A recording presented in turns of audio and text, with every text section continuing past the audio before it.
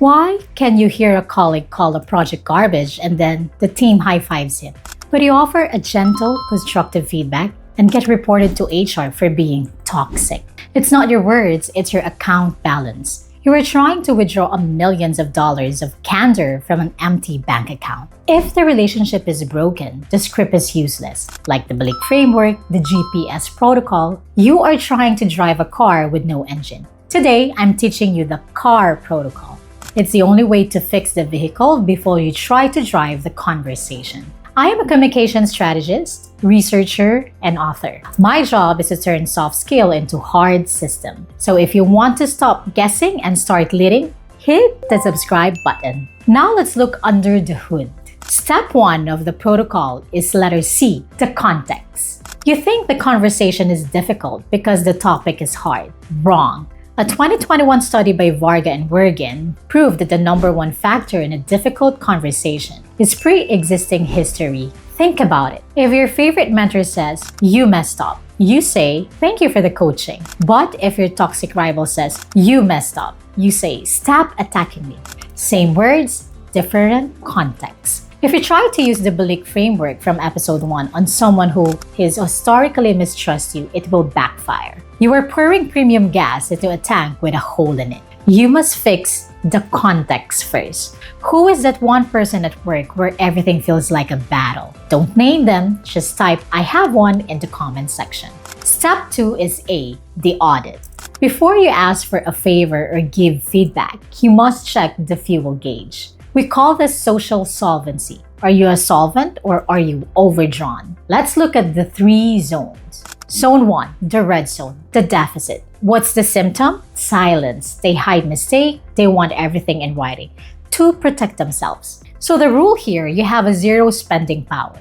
If you give critical feedback here, they will quit. Second zone, the yellow zone, the transaction. What's the symptom? Compliance. They do exactly what you ask, but not 1% more. It's quid pro quo. The rule here, you can give operational feedback, but not behavioral coaching. Now the green zone, the alliance. The symptom, there is a friction, but they feel safe enough to argue with you. They bring you bad news early. The rule here, you have unlimited spending power. You can be blunt and they will trust it. So stop trying to be green with a red employee. You need to recharge first. Now let's audit your team.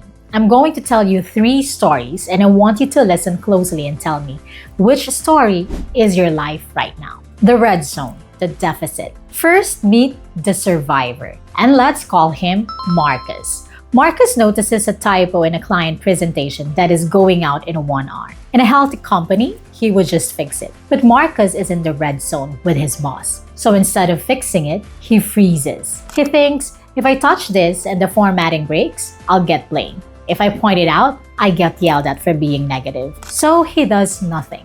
He lets the error go out. Or worse, he sends an email saying, "Per your instruction, I am sending the file exactly as you approve it." He is not working for the company anymore. He is working for his own safety because he is documenting his innocence. So if your team is sissying you on everything just to prove they did their job, you are in the red zone. Second, the yellow zone, the transaction. Now let's meet the mercenary. Let's call her Sarah. Sarah is a high performer and she hits every KPI. She's never late. But last Tuesday, you gave her a project with a massive, obvious flaw in the strategy. So Sarah saw the flaw. She knew the project would fail in 2 months, but she didn't say a word. She executed the flawed strategy perfectly. Why? Because she is in the yellow zone. Her mindset is like, they don't pay me enough to argue. I will do exactly what they ask. Collect my check and go home. This is malicious compliance. If your team lets you walk off a cliff because you didn't ask them to stop you, you are in the yellow zone. Third, the green zone, the alliance. Finally, meet the partner. Let's call him David. In a meeting with a new CEO, you pitch a new idea. But David interrupts you in front of everyone and says, "I disagree. I think that risks our 4th quarter budget. And here's the data." The room goes silent, but you didn't feel attacked. You feel relieved because you know David isn't trying to win the argument. He's trying to win the war for you. He stops you from making mistakes. And if your team feels safe enough to tell you that you are wrong to your face, you are in the green zone. Now look at your roster. Who is Marcus? Who is Sarah? Who is David? If you have a Marcus, the red zone, stop trying to give him feedback. You need to fix the safety first. So if you just audited your team and realize you are in the red zone, you have a problem that a video cannot fix.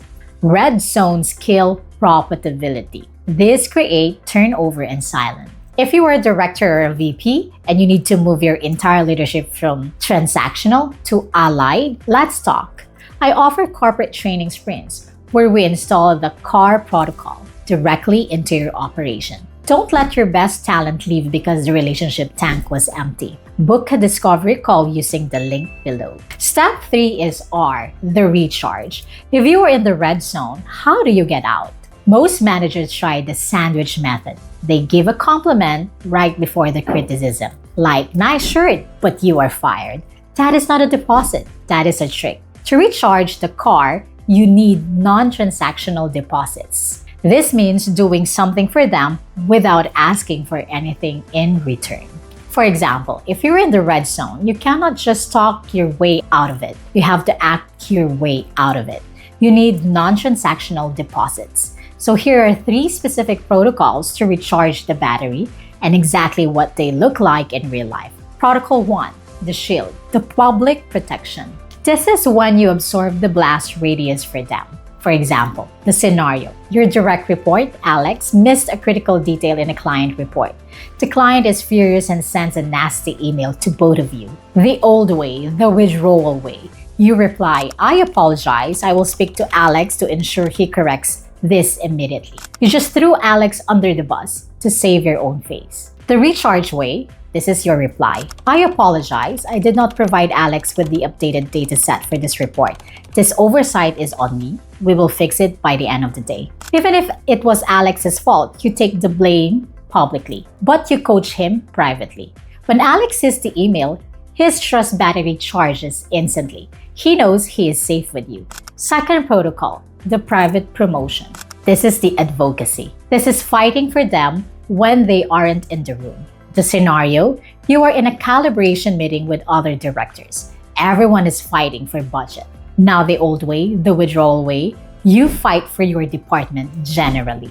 Now the recharge way, you specifically use your political capital for your team member. For example, you say, we need to fund a certification course for Sarah. She saved the 3rd quarter launch and we cannot afford to lose her to a competitor. But here's the trick. You have to tell her you did it. You walk out of that meeting and say, Sarah, I just went to bat for your certification budget. I think we got it. Now you are proving that you are an investor in her career, not just her boss. Third protocol, the autonomy, the release. This is the ultimate deposit. It is the removal of the leash. The scenario, a high-stake presentation is due. Usually, you require your team to CC you on every draft you can tweak it. The old way, the withdrawal way, make sure you copy me on the draft before you send it to finance. I need to check the formatting. This screams, I don't trust you. Now the recharge way. You look them in the eye and say, you know this data better than I do. I don't need to review it. I trust your judgment. Send it when you're ready. Now, the moment you remove the approvals, you step in the massive signal of respect. You are saying, I trust you, and people rise the level the trust you give to them. The shield, the advocacy, the autonomy. If you do these 3 things before you give negative feedback, you aren't attacking them. You are coaching them, and they will listen. But remember this, you need a 5-to-1 ratio, the Gottman. You need 5 of these deposits to bring the right to give a 1 piece of negative feedback. So start depositing today. What is one non-transactional thing you can do for your team tomorrow to recharge the battery? Share your idea below to help other leaders. Now you have the C.A.R protocol. You audited your team, you have recharged the battery, the vehicle is ready to drive. But here is the danger zone. You finally get into the room. They start talking, they start complaining. What do? Be honest, are you listening or are you just reloading? Most leaders aren't listening to understand. They are waiting for their turn to speak. they are preparing their counterattack. If you do that, you will crash the car you just fixed. In episode 7, I'm going to teach you how to stop reloading and start using the reflective listening. This is the tool that disarms a hostile person in less than 3 minutes. So don't bring a script to a gunfight, bring your ears. Click this video right here, and I'll see you there.